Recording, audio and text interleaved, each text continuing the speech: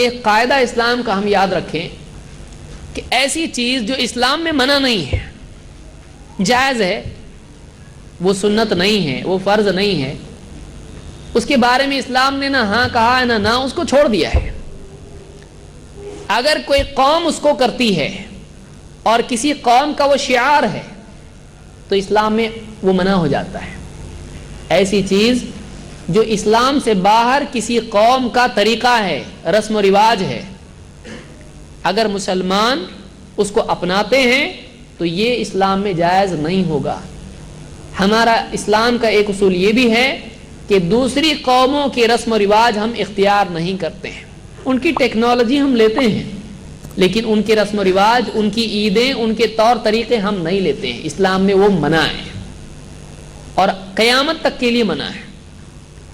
اللہ کے نبی صلی اللہ علیہ وسلم نے اس سے مسلمانوں کو منع کیا ہے۔ اس کو تشبہ کہا جاتا ہے۔ تشبہ مشابہت سے ہے، سملیرٹی، ان کی طرح راستہ اختیار کرنا، ان کی سملیرٹی اختیار کرنا۔ سملیرٹی بچنا ہے اس سے ہم کو، ہمارا معاملہ ڈیفرنس والا ہے، سملیرٹی والا نہیں ہے۔ اللہ کے نبی صلی اللہ علیہ وسلم کیا فرماتے ہیں؟ من تشبہ بقوم فہو منہم، جو جس قوم کی مشابہت اختیار کرتا ہے وہ انہی میں سے ہے۔ جو جس قوم کی سملیرٹی اختیار کرتا ہے وہ انہی میں سے ہے۔ جو جس قوم کی خصوصی چیزوں کو اپناتا ہے، ان جیسا بنتا ہے، وہ انہی میں سے ہے۔ وہ ادھر والا نہیں، وہ ادھر والا ہی، ادھر ہی جا تو۔ یہ ڈانٹ ہے۔ اب اگر وہ سملیرٹی اختیار کرتا ہے اللہ کے نبی صلی اللہ علیہ وسلم، صحابہ اور سلف کی، ان کے راستے پر چلتا ہے، ان کے طور طریقے اپناتا ہے، تو اس کا شمار ادھر ہوگا۔ اور اگر وہ بعد والے جنہوں نے بدعتیں ایجاد کی یا دوسری قومیں ہیں، ان کی سملیرٹی اختیار کرتا ہے تو وہ اس خانے میں جائے گا، وہ اس خانے میں جائے گا، اس لائن میں، اس صف میں وہ ہے۔ اسی لیے آپ نے کیا فرمایا؟ من تشبہ بقوم فہو منہم، جو جس قوم کی مشابہت اختیار کرتا ہے وہ انہی میں سے ہے۔ اس حدیث سے معلوم ہوتا ہے کہ دوسری قوموں کے طور طریقے اپنانا اسلام میں جائز نہیں ہے۔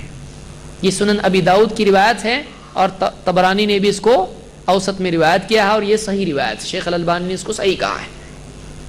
بلکہ خصوصی طور پر اللہ کے نبی صلی اللہ علیہ وسلم نے دو قوموں کے بارے میں تو بہت تاکید سے کہا ہے، ان کے جیسے بننا مت، ان کے طور طریقے اپنانا مت۔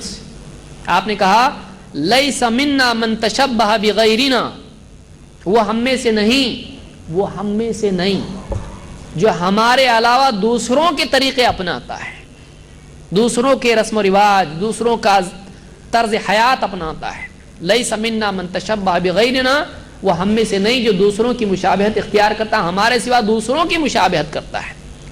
لا تشبہوا بالیہود ولا بالنصارى، یہود کی مشابہت اختیار مت کرو، نصارہ کی مشابہت اختیار مت کرو۔ یہود کون ہیں؟ جوز، یہودی۔ نصارہ کون ہیں؟ نصرانی یعنی عیسائی۔ یہودیوں اور عیسائیوں کے طور طریقے اپناؤ مت۔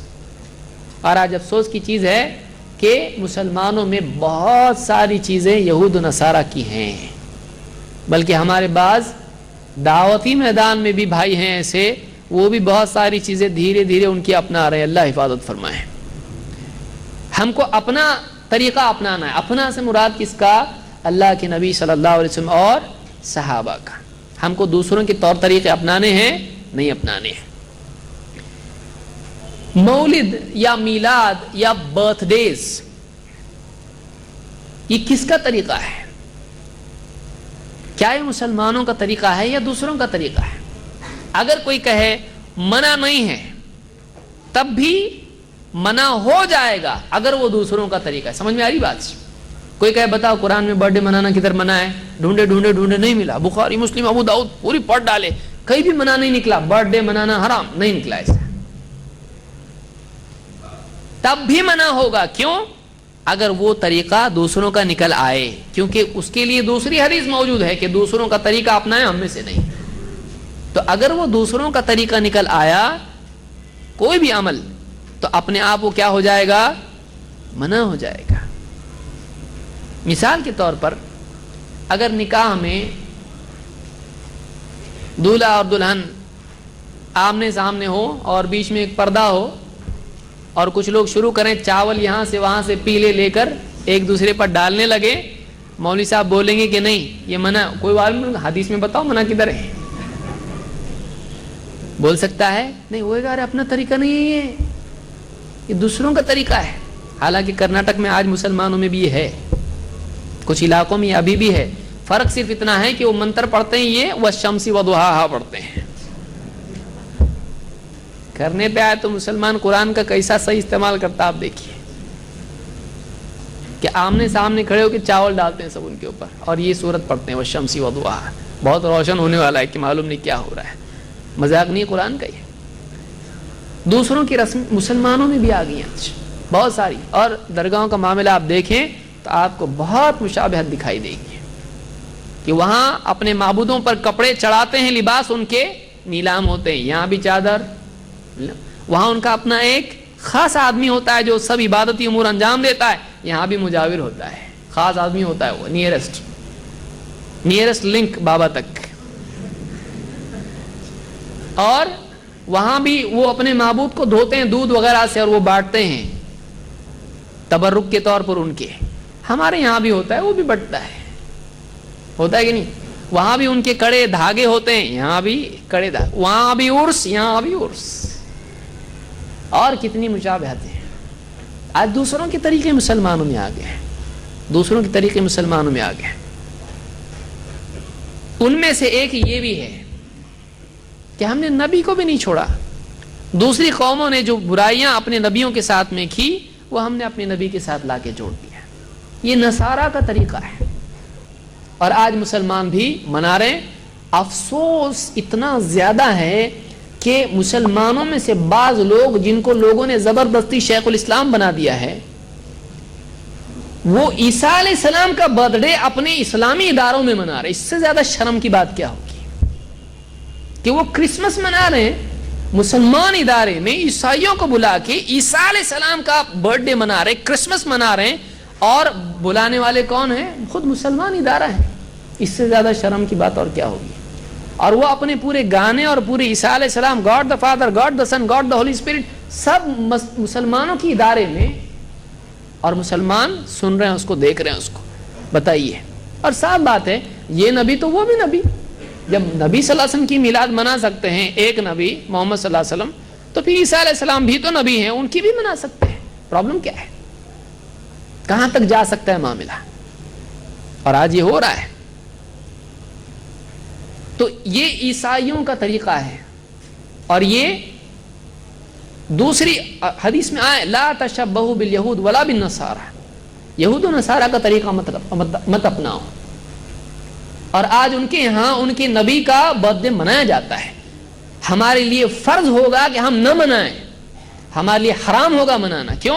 اس لیے کہ ان کا طریقہ ہے. یہ نبی کا طریقہ نہیں، صحابہ کا طریقہ نہیں، تابعین کا طریقہ نہیں، تبع تابعین کا طریقہ نہیں، یہ اماموں کا طریقہ نہیں، یہ محدثین کا طریقہ نہیں. یہ طریقہ ہے بعد میں آیا ہوا شیعہ کا نکالا ہوا. اور پیچھے جانا ہے تو عیسائیوں کا، اس سے پیچھے جانا ہے تو فرعون کا. کیونکہ پینٹیٹک جس کو کہتے ہیں 5 کتابیں، اس میں غالباً ایگزڈس میں آپ کو ملے گا. خروج اس کو اردو والے بائبل میں خروج بولتے ہیں، اس کو ایگزڈس اس کو کہتے ہیں، خروج باہر جانا. عیسیٰ علیہ السلام نکلے، موسیٰ علیہ السلام نکلے وہاں سے.